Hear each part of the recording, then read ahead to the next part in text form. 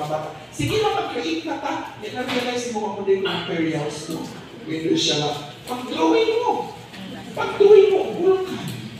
Then, so therefore, instead of bringing some clays or whatever para makita, clay, nabutangan ng puso, makita mo puno sa puso mo, wala siya mo. I was able to witness that class na ay ibutan na something substance na kung paano sa ako i-wrap ako sa pag-case mo. So that's it, no? So wala kay plano, wala kang sabot sa material. Kada kita ka anak, kunya, sa ibang lesson na nag-iwan ka nga, the learners will be able to discuss. Pero ikaw ang discuss. Nasa kulay na rin kung naglahay, yung paam sa una,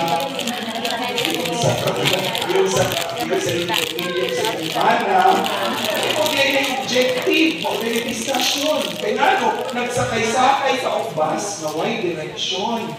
Nag-gets ninyo? Yes. Kaya ang maestro na ba? I know, you were teachers before. Ang maestro na ba na din kung prepared, dali ka yung masuko. Niya in this guide science, classic values, nasama siya ako niya. Ako, kakakabili ko, o kakakabili ako, nagsakay issue ko. O, sa mag-teacher na, parang nagkakaroon mo, saksik. Ang klase, pagkakot sa lesson plan sa teacher, it's all about mathematical computations. It's about success sa life values education. So, na-gets ninyo?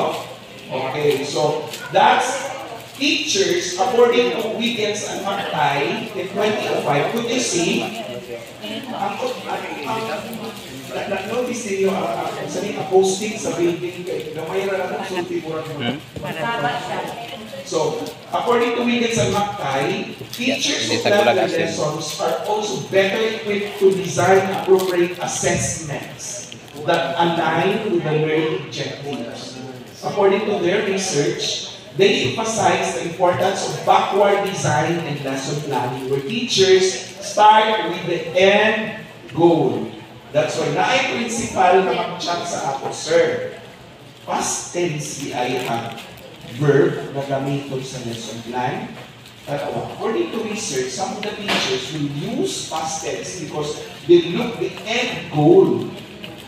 But be careful with the use of the past tense kung na-ay from sa taas. Example, at the end of the lesson, the student should be able to define. Ngunit hindi na siya ma-define. Shall have a define for shall. Okay. Okay, ngayon, ask questions. Pwede ba, sir, na present? Answer is yes. Both present and past.